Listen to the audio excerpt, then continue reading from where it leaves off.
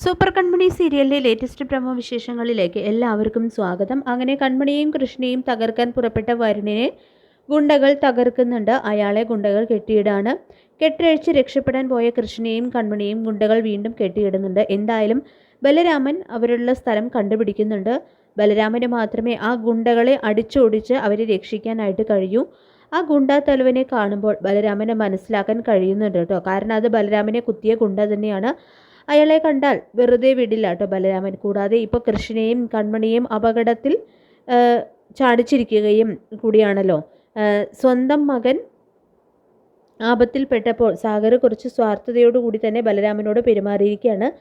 സ്വന്തം മകനോട് തന്നെയാണ് കുറച്ച് അവഗണനയോടെ താൻ പെരുമാറുന്നതെന്ന് ആൻറ്റിയമ്മയുടെ വാക്കുകളിൽ കണ്ണു കാണാതായ സാഗർ മറന്നു പോയിരിക്കുകയാണ്.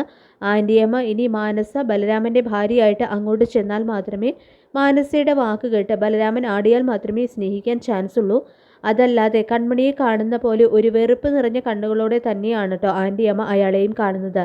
സുമിത്രയെ കാണാൻ പോയ മാനസയോട് സുമിത്ര ബലരാമൻ്റെ സ്വഭാവത്തെ പറ്റിയൊക്കെ പറയുന്നുണ്ട്. സ്നേഹിക്കുന്നവർക്ക് വേണ്ടി മരിക്കാൻ വരെ മടിയില്ല എന്നൊക്കെ.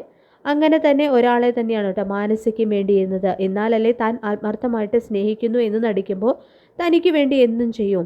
ബലരാമൻ്റെ സ്നേഹം കൃഷ്ണ തിരിച്ചറിയുമ്പോൾ കൃഷ്ണൻ സ്നേഹിച്ചു തുടങ്ങുമ്പോൾ പിന്നീട് മാനസയുടെ ചതി മൂലം അവർ വീണ്ടും തെറ്റിപ്പിരിയാനും ചാൻസ് ഉണ്ട്.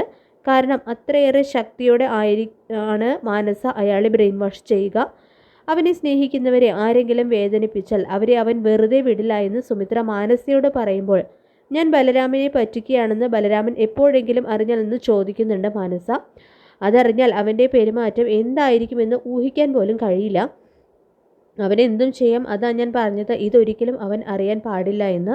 പക്ഷേ ഞാൻ ആ വീട്ടിൽ ചെല്ലുമ്പോൾ എങ്ങനെയെങ്കിലും അറിയാതിരിക്കോ എന്നൊക്കെ ചോദിക്കുന്നുണ്ട് മാനസ. സുമിത്രയ്ക്ക് പക്ഷേ അവരുടെ ലക്ഷ്യമാണ് പ്രധാനം. അതിനിടയിൽ മാനസയ്ക്കോ ബലരാമനോ എന്ത് സംഭവിച്ചാലും സുമിത്രയ്ക്ക് അതൊരു പ്രശ്നവുമില്ല. അതല്ല, ബലരാമനും നശിച്ചു പോകണമെന്ന് തന്നെയാണ് സുമിത്രയ്ക്ക്. എന്നാലല്ലേ സാഗർ കുടുംബത്തിൻ്റെ നാശം പൂർണ്ണമാകൂ. അങ്ങനെ ബലരാമൻ അവരെ കെട്ടിയിട്ട് സ്ഥലത്തേക്ക് എത്താണ്. ആ ഗുണ്ടകളെ എടുത്തിട്ട് പെരുമാറുകയും ചെയ്യുന്നുണ്ട്. അല്ലെങ്കിലും അയാൾ ഒറ്റയ്ക്ക് മതി അത്രയും ഗുണ്ടകളെയൊക്കെ ശരിപ്പെടുത്താൻ. എല്ലാവരെയും തല്ലി ഒതുക്കുന്നുണ്ട് ബലരാമൻ. ബലരാമൻ്റെ കയ്യിൽപ്പെട്ട ഗുണ്ടകൾ പൊറുതിമുട്ടുകയാണ്. വരുണിന്നിട്ടും നല്ലത് കിട്ടുന്നുണ്ട്. ശേഷം കൃഷ്ണനെ കെട്ടഴിച്ച് വിട്ടതിന് ശേഷം കൃഷ്ണ വാസുചേട്ടനും കൂടിയിട്ട് അവരെ എടുത്തിട്ട് പെരുമാറുന്നുണ്ട്. അവരെ ഓടിച്ചതിന് ശേഷം കൃഷ്ണേട്ടൻ്റെ സ്നേഹം മനസ്സിലാകുന്നുണ്ട്. അവരെങ്ങനെ കെട്ടിപ്പിടിച്ച് ഒന്നാകാണ്.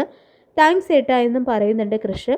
വീട്ടിൽ വന്നതിന് ശേഷം തൻ്റെ 2 മക്കളെയും കണ്ട സുഗതനും സുജാതയും പൂർണ്ണ മനസ്സോടെ തന്നെ ബലരാമനെ ഏറ്റെടുക്കുന്നുണ്ട്. സാഗർ അവരെ ചേർത്ത് നിർത്തി എനിക്ക് ശക്തിയായി എനിക്ക് ഇടവും ബലവും 2 മക്കളെന്നും പറയുന്നു.